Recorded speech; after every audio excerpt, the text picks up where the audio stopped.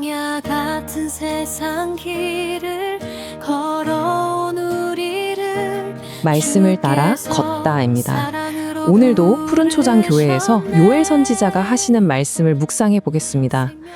자, 지난 요엘서 1장에서 우리가 아주 참혹한 재앙의 현실을 마주했었죠?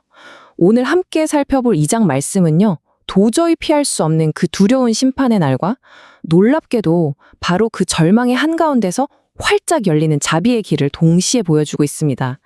결코 가볍게 넘길 수 없는 하나님의 거룩한 진노, 그리고 그 캄캄함 속에서 빛나는 구원의 소망이 과연 무엇인지 지금부터 본격적으로 파헤쳐 보겠습니다.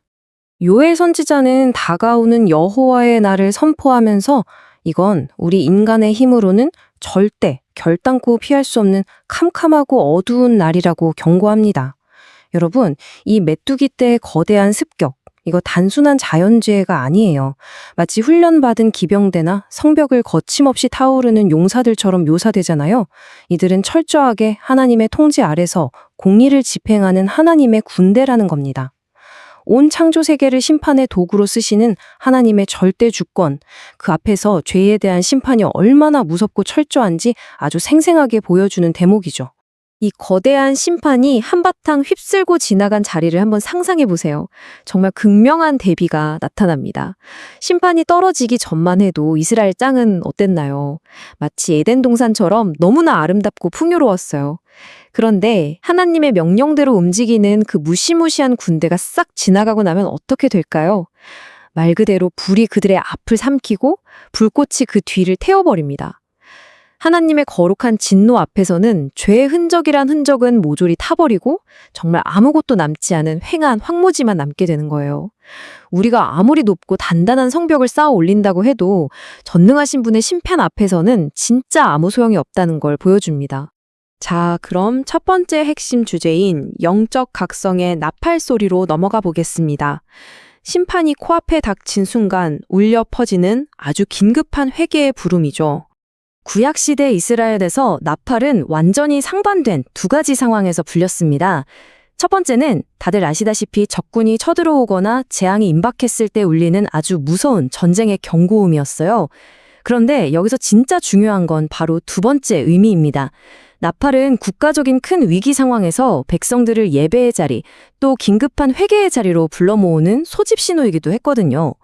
그러니까 여호와의 날에 울리는 이 두려운 심판의 경고는 역설적으로 들리겠지만 우리를 멸망시키려는 게 아닙니다. 오히려 백성들을 살리기 위해 하나님께서 직접 다급하게 울리시는 자비의 알람이라는 거죠. 이건 수천 년 전 역사책에나 나오는 옛날 이야기가 아닙니다. 이 나팔 소리는 오늘날 하루하루 너무 바쁘게 살아가는 우리 성도들의 영혼을 깨우는 영적 알람시계예요. 살다 보면 갑작스러운 질병이라던가 재정적인 위기, 혹은 가정의 큰 어려움 같은 고통스러운 전쟁의 나팔 소리가 우리 삶에 울릴 때가 있잖아요. 하지만 명심하십시오. 그건 우리를 망하게 하려는 저주가 아닙니다. 더 늦기 전에 그 깊은 영적인 잠에서 확 깨어나라는 하나님의 은혜로운 경고인 겁니다. 기회가 완전히 날아가 버리기 전에 우리는 눈앞의 재난보다 이 나팔을 불며 우리를 애타게 부르시는 하나님의 음성에 더 귀를 기울여야 합니다. 말씀에 이렇게 기록되어 있습니다. 여호와의 말씀에 너희는 이제라도 마음을 다하여 내게로 돌아오라. 여러분, 여기서 우리의 가슴을 쿵 하고 울리는 단어가 하나 있죠. 바로 이제라도입니다. 아무리 캄캄한 심판이 코앞까지 닥쳤어도 도저히 빠져나올 수 없을 것 같은 깊은 죄의 늪에 빠져 있을지라도 말이죠. 하나님이 정해놓으신 은혜의 시간표는 언제나 이제라도입니다. 우리가 심판의 문턱에 아슬아슬하게 서 있을지라도 절대 늦지 않았으니 지금 당장 금식하며 울며 애통하는 마음으로 돌아오라는 겁니다. 우리를 절대 포기하지 않으시는 아버지의 절절한 부르심인 거예요. 우리가 아무리 끔찍한 죄를 지은 사람이라도 이렇게 담대하게 다시 하나님께 돌아갈 수 있는 진짜 이유가 뭘까요? 그건 바로 우리를 두 팔 벌려 꼭 안아주시는 하나님의 위대한 성품 때문입니다. 우리 하나님은요, 은혜로우시고 자비로우시며 노하기를 정말 더디하시고 인애가 한없이 크신 분입니다.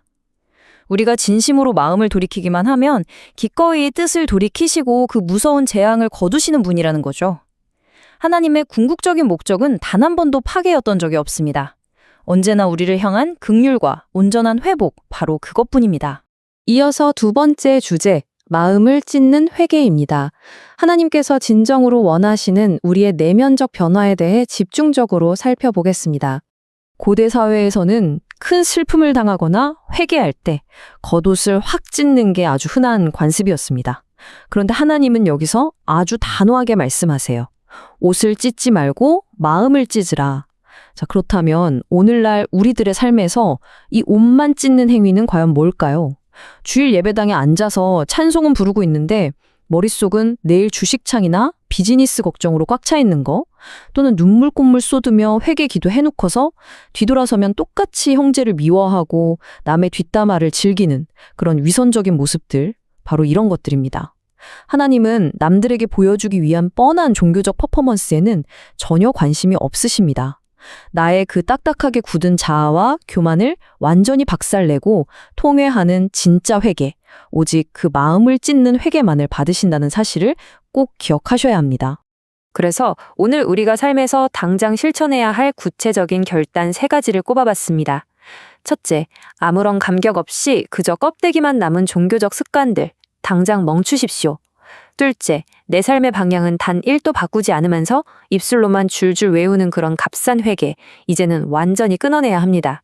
그리고 마지막 셋째, 나 혼자 잘 먹고 잘 사는 걸 넘어서 낭실과 제단 사이에서 엉엉 울었던 그 제사장들처럼 우리도 엎드려야 합니다.